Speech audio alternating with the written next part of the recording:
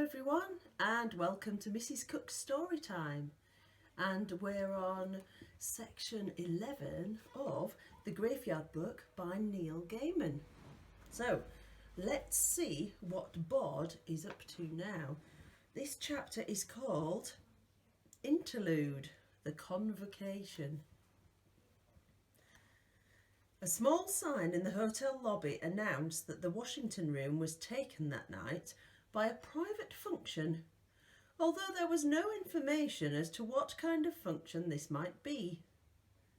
Truthfully, if you were to have looked at the inhabitants of the Washington room that night, you would have had no clearer idea of what was happening, although a rapid glance would have told you that there were no women in there. They were all men, that much was clear, and they sat at round dinner tables and they were finishing their dessert. There were about 100 of them, all in sober black suits, but the suits were all they had in common.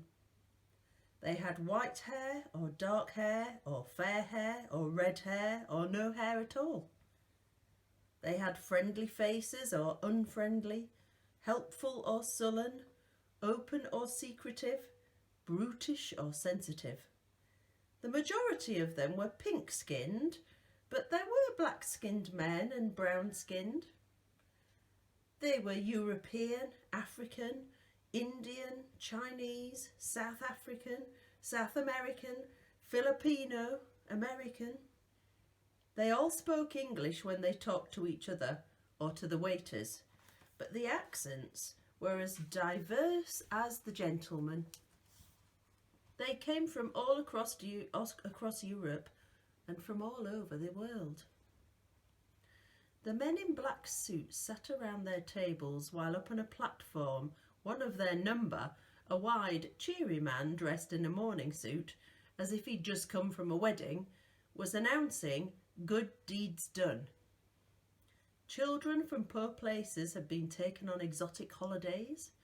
A bus had been bought to take people who needed it on excursions. The man Jack sat at the front table in the centre, beside a dapper man with silver white hair. They were waiting for coffee. "Time's a-ticking," said the silver-haired man, "and we're none of us getting any younger." The man Jack said, "I've been thinking. That business in San Francisco a few years ago was unfortunate, but like the flowers that bloom in the spring, tra-la, absolutely nothing to do with the case. You failed, Jack. You were meant to take care of them all. That included the baby. Especially the baby. Nearly only counts in horseshoes and hand grenades." A waiter in a white jacket poured coffee for each of the men at the table. A small man with a pencil-thin black moustache.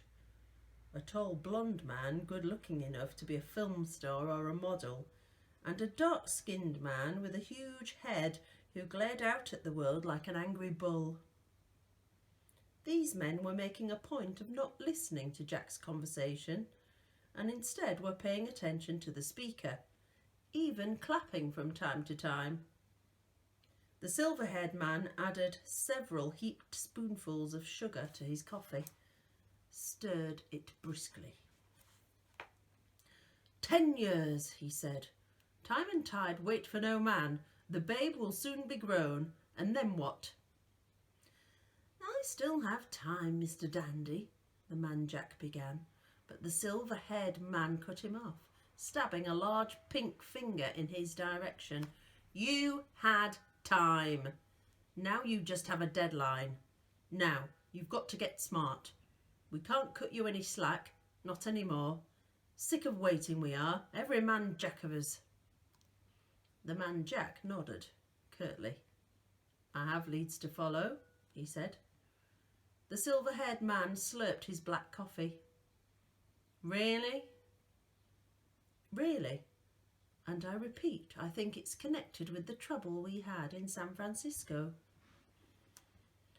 "You've discussed this with the secretary?" Mr. Dandy indicated the man at the podium, who was at that moment telling them about hospital equipment bought in that previous year from their generosity. "Not one, not two, but 3 kidney machines," he was saying. The men in the room applauded themselves and their generosity politely. The man Jack nodded. "I've mentioned it." "And?" "He's not interested. He just wants results. He wants me to finish the business I started." "We all do, Sunshine," said the silver-haired man. "The boy's still alive, and time is no longer our friend." The other men at the table, who had pretended not to be listening, grunted and nodded their agreement. "Like I say," Mr. Dandy said without emotion, "time's a-ticking."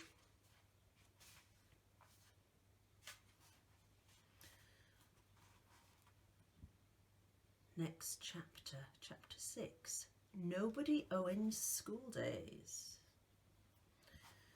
Rain in the graveyard, and the world puddled into blurred reflections. Bod sat, concealed from anyone living or dead who might come looking for him, under the arch that separated the Egyptian walk and the northwestern wilderness beyond it from the rest of the graveyard, and he read his book. "Dammy!" came a shout from down the path. "Dammy, sir, and blast your eyes! When I catch you and find you I shall make you rue the day you were born." Bod sighed, and he lowered the book and leaned out enough to see Thackeray Porringer, 1720 to 1734, son of the above, come stomping up the slippery path. Thackeray was a big boy. He had been 14 when he died. Following his initiation as an apprentice to a master house painter, he'd been given 8 copper pennies and told not to come back without half a gallon of red and white striped paint for painting barbers' bowls.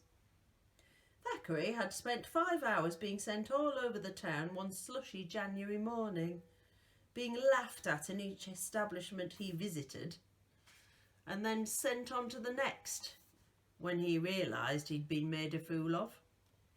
He'd been taken an angry case of apoplexy, which carried him off within the week, and he died glaring furiously at the other apprentices and even at Mr. Horrobin, the master painter, who had undergone so much worse back when he was apprentice that he could scarcely see what all the fuss was about. So Thackeray Porringer had died in a fury, clutching his copy of Robinson Crusoe, which was, apart from a silver sixpence with the edges clipped and the clothes he'd formerly been standing up in, all that he owned, and at his mother's request he was buried with his book. Death had not improved Thackeray Porringer's temper, and now he was shouting, "I know you're here somewhere! Come out and take your punishment, you thief!" Bod closed the book. "I'm not a thief, Thackeray. I'm only borrowing it. I promise I'll give the book back when I've finished it." Thackeray looked up, saw Bod nestled behind the statue of Osiris. "I told you not to." Bod sighed. "But there are so few books here. It's just up to a good bit anyway." He's found a footprint. "It's not his. That means someone else is on the island." "It's my book," said Thackeray Porringer obstinately. "Give it back." Bod was ready to argue or simply to negotiate, but he saw the hurt look on Thackeray's face and he relented. Bod clambered down the side of the arch, jumped the last few feet. He held out the book. "Here." Thackeray took it, gracelessly, and glared. "I could read it to you," offered Bod. "I could do that." "You could go and boil your fat head," said Thackeray, and he swung a punch at Bod's ear. It connected and it stung, although judging from the look on Thackeray Porringer's face, Bod realised it must have hurt his fist as much as it hurt Bod. The bigger boy stomped off down the path, and Bod watched him go, ear hurting, eyes stinging. Then he walked through the rain, back down the treacherous ivy-covered path. At one point he slipped and scraped his knee, tearing his jeans. There was a willow grove beside the wall, and Bod almost ran into Miss Euphemia Horsefall and Tom Sands, who'd been stepping out together for many years.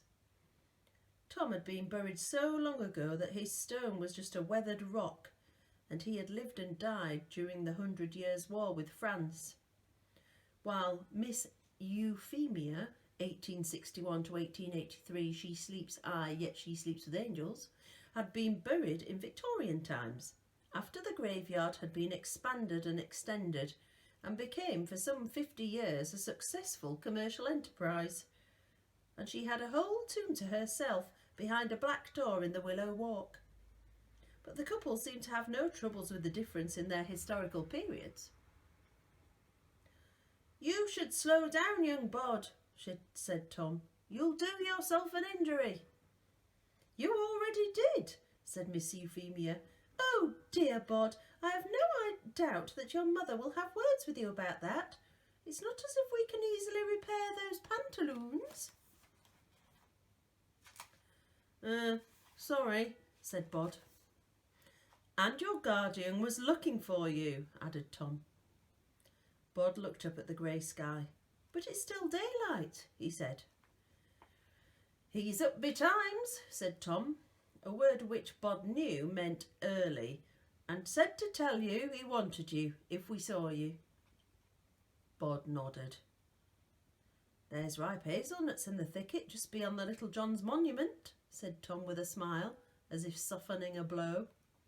"Thank you," said Bod. He ran on pell-mell through the rain and down the winding path into the lower slopes of the graveyard, running until he reached the old chapel. The chapel door was open, and Silas, who had looked for neither the rain nor for the remnants of the daylight, was standing inside in the shadows. "I heard you was looking for me," said Bod. "Yes," said Silas. Then, "It appears you've torn your trousers." "I was running," said Bod. I got into a bit of a fight with Thackeray Porringer. I wanted to read Robinson Crusoe. It's a book about a man on a boat. That's a thing that goes in the sea, which is like water, like an enormous puddle, and how the ship is wrecked on an island, which is a place on the sea where you can stand and..." Silas said, "It has been 11 years, Bod. 11 years that you have been with us." "Right," said Bod, "if you say so." Silas looked down at his charge. The boy was lean, and his mouse-coloured hair had darkened slightly with age. Inside the old chapel, it was all shadows. "I think," said Silas, "it is time to talk about where you came from." Bod breathed in deeply. He said, "It doesn't have to be now, not if you don't want to." He said it as easily as he could, but his heart was thudding in his chest. Silence. Only the patter of the rain and the wash of the water from the drainpipes. A silence that stretched until Bod thought that he would break. Silas said, "You know you're different, that you are alive, that we took you in, they took you in here, and that I agreed to be your guardian." Bod said nothing. Silas continued, in his voice like velvet. "You had parents, an older sister. They were killed. I believe that you were to have been killed as well, and that you were not was due to chance and the intervention of the Owenses." "And you," said Bod, who had had that night described to him over the years by many people, some of whom had even been there. It had been a big night in the graveyard. Silas said, "Out there, the man who killed your family is, I believe, still looking for you, still intends to kill you." Bod shrugged. "So," he said, "it's only death. I mean, all of my best friends are dead." "Yes," Silas hesitated. "They are. And they are for the most part done with the world. You are not." You are alive, Bod. That means you have infinite potential. You can do anything, make anything, dream anything. If you change the world will change. Potential. Once you're dead, it's gone. Over. You've made what you've made, dreamed your dream, written your name. You may be buried here, you may even walk, but that potential is finished. Bod thought about this. It seemed almost true, although he could think of exceptions. His parents adopting him, for example. But the dead and the living were different, he knew that, even if his sympathies were with the dead. What about you? He asked Silas. What about me? Well, you aren't alive, and you go around and do things. I, said Silas, am precisely what I am, and nothing more. I am, as you say, not alive. But if I am ended, I shall simply cease to be. My kind are, or we are not, if you see what I mean. Not really. Silas sighed. The rain had stopped and the cloudy gloaming had become true twilight. Bod, he said, there are many reasons why it is important that we keep you safe. Bod said, the person who hurt my family, the one who wants to kill me. You're certain that he's still out there? It was something he'd been thinking about for a while now, and he knew what he wanted. Yes, he's still out there. Then, said Bod, and said the unsayable, I want to go to school. Silas was imperturbable. The world could have ended, and he would not have turned a hair. But now his mouth opened and his brow furrowed, and he said only, What? I've learned a lot in this graveyard, said Bod. I can fade and I can haunt, I can open a ghoul gate, and I know the constellations. But there's a world out there with the sea in it, and islands and shipwrecks and pigs. I mean, it's filled with things I don't know. And the teachers here have taught me lots of things, but I need more. And if I'm going to survive out there one day... Silas seemed unimpressed. Out of the question. Here we can keep you safe. Outside, anything could happen. How could we keep you safe out there? Yes, agreed Bod. That's the potential thing you were talking about. He fell silent. Then, someone killed my mother and my father and my sister. Yes, someone did. A man? A man. Which means, said Bod, you're asking the wrong question. Silas raised an eyebrow. How so? Well, said Bod, if I go outside in the world, the question isn't who will keep me safe from him. No, it's who will keep him safe from me. Twigs scratched against the high windows as if they needed to be let in. Silas flicked an imaginary speck of dust from his sleeve with a fingernail as sharp as a blade. He said, We will need to find you a school. No one noticed the boy. Not at first. No one even noticed that they hadn't noticed him. He sat halfway back in class. He didn't answer much, not unless he was directly asked a question. And even then his answers were short and forgettable, colourless. He faded in mind and in memory. Do you think they're religious, his family? Asked Mr. Kirby in the staff room. He was marking essays. Whose family? Asked Mrs. McKinnon. Owen's and 8B, said Mr. Kirby. The tall spotty lad? I don't think so. Sort of medium height. Mrs. McKinnon shrugged. What about him? Handwrites everything, said Mr. Kirby. Lovely handwriting. What they used to call copperplate. And that makes him religious because he says they don't have a computer. And he doesn't have a phone. I don't see why that makes him religious, said Mrs. McKinnon, who had taken up crocheting when they'd banned smoking in the staff room and was sitting and crocheting a baby blanket for no one in particular. Mr. Kirby shrugged. He's a smart lad, he said. There's just stuff he doesn't know. And in history he'll throw in little made-up details. Stuff not in the books. What kinds of stuff? Mr. Kirby finished marking Bod's essay and put it down on the pile. Without something immediately in front of him, the whole matter seemed vague and unimportant. Stuff, he said, and forgot about it.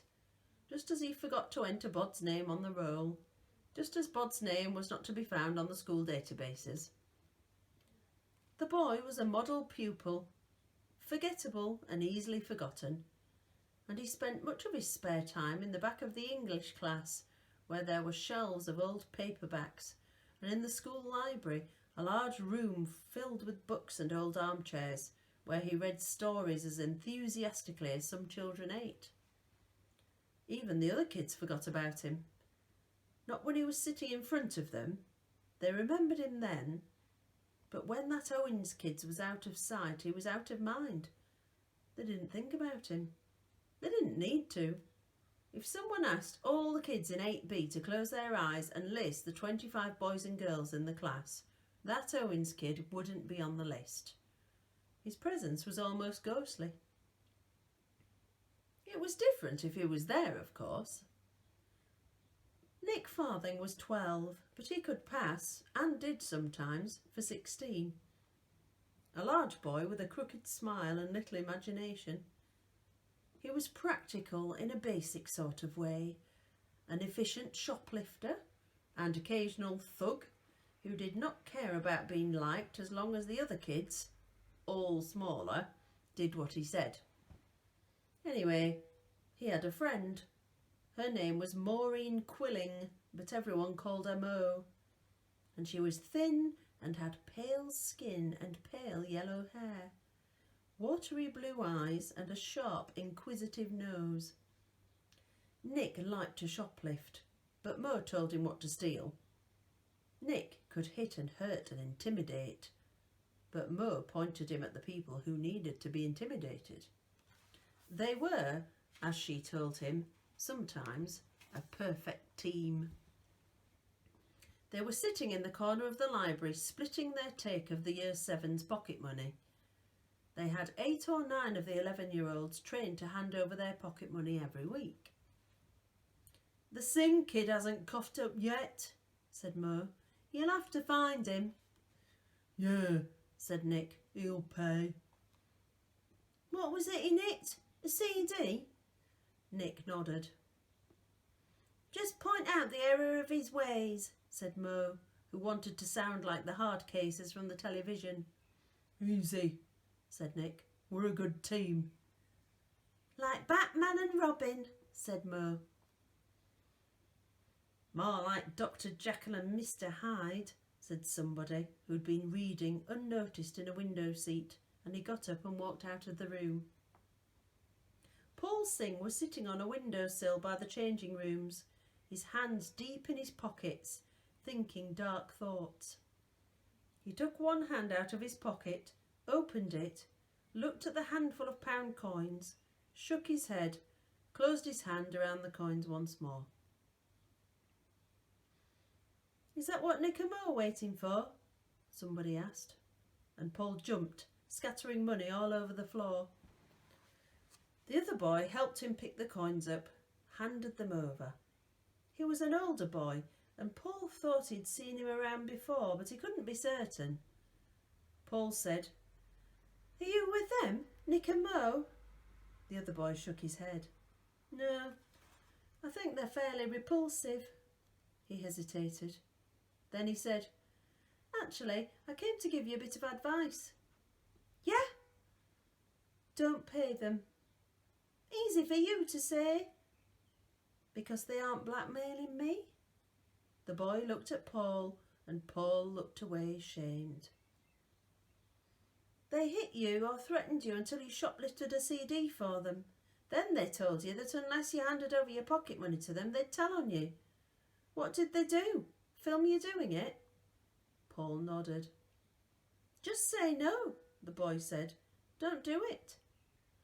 They'll kill me. And they said, tell them that you think the police and school authorities could be a lot more interested in a couple of kids who were getting younger kids to steal for them and then forcing them to hand over their pocket money than they ever would be in one kid forced to steal a CD against his will.